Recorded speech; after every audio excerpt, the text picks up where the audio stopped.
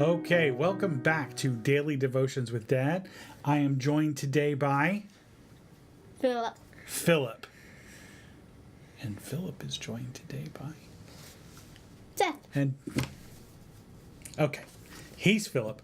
I'm Seth. He's God. And we're not. We're not. We're not. And that's okay. We need to let God be God. That's what we're here for. Okay, today we're going to do a devotion from the book of Jude. Do you know where the book of Jude is? Is that in the before Revelation, the last book of the Bible. So it's the next to the last book of the Bible. Second to last. Wow. Cool. And then Numbers, then Second Peter, then Numbers, then Revelation. Well, okay, don't read so far ahead. The devotion today comes again from the Institute for Creation Research, which has graciously allowed us to use their days of praise. Today's devotion is entitled Balaam's Error. Do you know who Balaam was? You're going to find out. And it comes to us from the book of Jude, like Philip said, verse number 11. Philip, why don't you read that? Chapter 1. Well, it only has one chapter. Oh, really? Yeah. Oh. Woe unto them, for they ran greedily after the error of Balaam for reward. Jude 1:11. Good. All right. So let's dive into this a little bit because you're not familiar with Balaam. No, not really. No, not really. So we're going to find out. Balaam is a very complex character, writes Dr. Morris, recorded in Numbers chapters 22 through 24. Is Numbers Old Testament or New Testament? Old Testament. It's Genesis, Exodus, Leviticus, Numbers. So it's the fourth book of the Bible. Yep. There you go. Okay. Balaam, is cited for an ability to communicate with the Lord and had a reputation for accurate prophecy. So he was a prophet of some kind, wasn't he? Mm-hmm. That's what it says anyway. He had a reputation for his ability to communicate with the Lord and give accurate prophecy. As the new nation of Israel traveled northward into the Sinai Peninsula, Balak, the king of Moab, became worried that Israel would subjugate his nation, and he recruited Balaam to curse them. What? That king is bad. So Balak was the king of Moab, and he was afraid of Israel. So he went and got Balaam to curse them. You don't know what happened? Okay, well, let's keep reading. Balaam, according to 2 Peter chapter 2, verse 15, loved the wages of unrighteousness, but he was astute enough to know that he could not talk God into doing something God did not want to do. That reminds me of a saying. What's that saying? He's God. He's God. We're not. And we're not. That's right. So we can't talk God into doing something God doesn't already want to do, can we? Nope. Because he's God and we're not. We're not. And if we want God to do what we want, then what are we trying to be? God. That's right. And are we God? No. We are not God. Okay. He's God and we're not. Correct. But even though Balaam was aware of the dangers of getting involved on the wrong side of God's work, he worried and he didn't worry. He wormed and squirmed through several interchanges with God until he was finally allowed to go. God's anger was kindled, it says in Numbers chapter 22, at the stubbornnness of this man, and the famous interchange with the donkey took place. You don't know the interchange with the donkey? We're only on grade 3. No whatever grade the story is on. So Balaam was sent to curse Israel. Okay? And as he was going along to curse Israel, well, here, let's click it. Let's look at it. Let's read this as an aside, because it's kind of funny. God's anger was kindled because he went, and the angel of the Lord stood in the way for an adversary against him. Now he was riding upon his donkey, and his 2 servants were with him. And the donkey saw the angel of the Lord standing in the way, and his sword drawn in his hand. And the donkey turned aside out of the way and went into the field. And Balaam smote the donkey to turn her into the way. And then the angel appeared again? So Balaam's taken this donkey, and the donkey sees the angel of the Lord in front of him blocking his path. And the donkey's like, that's it, I'm not going, right? Well, Balaam gets upset and tries to get him back into the way. But the angel of the Lord stood in a path of the vineyards, a wall on one side and a wall on the other side. And when the donkey again saw the angel of the Lord, she thrust herself unto the wall and crushed Balaam's foot against the wall. The donkey is trying to get around the angel in the way. And Balaam, of course, can't see this angel. All he knows is that his foot has just gotten crushed. You ready? This gets fun. So Balaam was sort of like Baal? Well, Balaam was a prophet. Baal is a false god. But his name comes... I said Baal. B-A-U-L. Paul. Baal? Paul. He was not... No, he wasn't like Paul. It sort of was because... Let's get back something was blocking his back. Well, that's true. And Paul set his mind to go to... He was... That's right. He was going to go... And his name was Saul then. Correct. Let's get back to the story about Balaam, because you're going to like this story.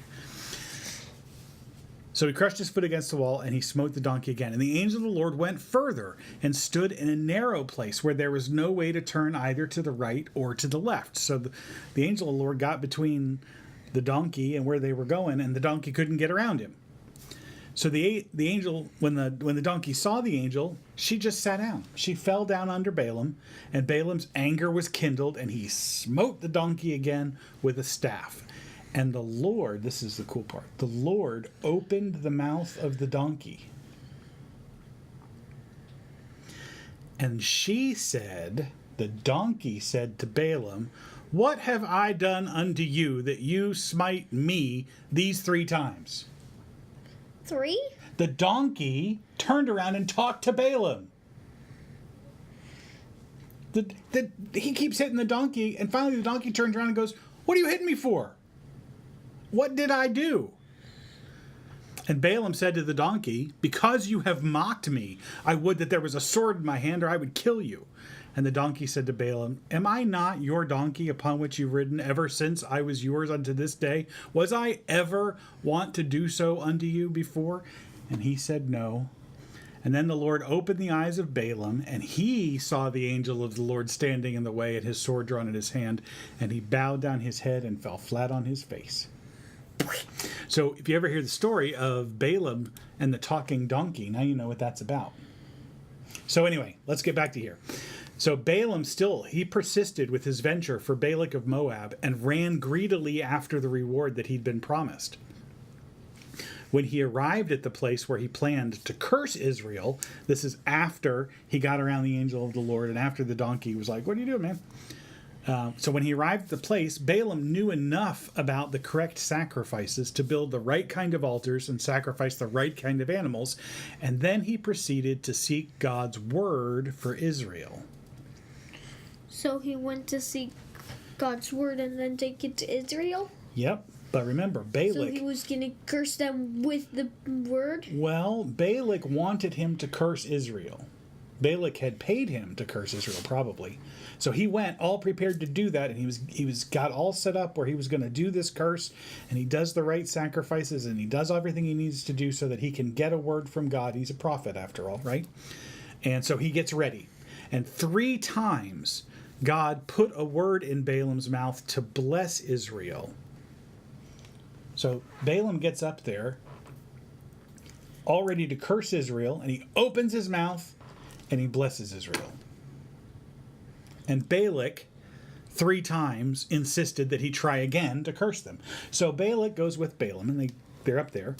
And Balaam says, "All right, I'm going to curse Israel." And he turns around and he says, "Bless Israel." And Balak is like, you're supposed to curse Israel. And Balaam's like, I know. Okay, we'll try it again. And he goes over and he blesses Israel again. And Balak is like, come on. This is all happening in Hebrew, by the way. It doesn't actually say come on, right? And so Balaam's like, okay, I'll try it again. And he goes over and he blesses them again. 3 times this happens. And instead of repenting for his foolishness, what was foolish about what he was doing? Cursing Israel? Well, he wanted to curse Israel, but God wanted to bless Israel. What did we say a little while before? Is it okay to try to force God to do what we want? No, because we're not God. He's God and we're not. So was Balaam God? Nope. No, he was not God, right? He's God. Jehovah God is God. Balaam is not. Seth is not. Philip is not. You are not. None of us are God. Only God is God. Right? So instead of repenting of this foolishness, Balaam bragged about his ability to know what God wanted. And he taught, because he thought he was all great because he got up there and actually pronounced a blessing when he was supposed to pronounce a curse. So clearly God was using him. So he taught Balak to cast a stumbling block before the children of Israel. That's in Revelation chapter 2. So here's the crux of this. Those who prostitute the gifts of God for their own profit will come under a greater condemnation, according to James 3:1. Right? So Balaam is trying to curse Israel. God prevents that from happening and makes Balaam bless Israel instead. But Balaam sees this as an opportunity to say, hey, look, God's using me, even though he didn't want to be used, right? He didn't want to be used. He wanted to be God. He wanted to tell God what to do. Does that make sense? I mean, it doesn't make sense, but do you understand what's going on there? What don't you understand? Everything. Everything. Sorta. Well, you understand the story I understand. I understand everything, but because I know that God was doing all that stuff. Right. But it's even crazy how that rock got there. Right. Why did God even put that there? Well, that's not part of this story. This story is all about Balak sending Balaam to curse Israel, Balaam in turn blessing Israel, and then Balaam taking the credit for blessing Israel, when really who did that? God. God did it through him. So, and again, what Dr. Morris says here at the end is those who prostitute or sell or try to make money off of the gifts of the God for their own profit will come under a greater condemnation. And then he closes the devotion by saying, may God protect us from the Balaams among the churches. Boy, isn't that the case, right? Yeah, we don't but want what does HMM stand? That stands for Henry Madison Morris III. That's Dr. Morris at ICR. Oh. Yeah, he wrote that. He wrote this one. So it's a good devotion. It's a good thing to think of. We need to be wary of the people who are taking credit for the things that only God can be responsible for. Right? Mm-hmm. Because they're not God, right? Yeah. He's God, and we're not. We're not. That's right. Thank you for watching. We hope you'll subscribe. Click the subscription below. Click the little bell icon that comes up when you do to be notified when we post new devotions. We're doing all kinds of things. We're doing music. We're doing these daily devotions. We're doing... we have a challenge I've got to get ready and get posted where all of us ate like super sour candy. And we'll have I'm a full toxie head on that. To find out what a full toxie head means, you'll have to come back. All right. For Philip, I'm Seth. Remember, he's God. And we're not. We're not. Thanks so much for joining us.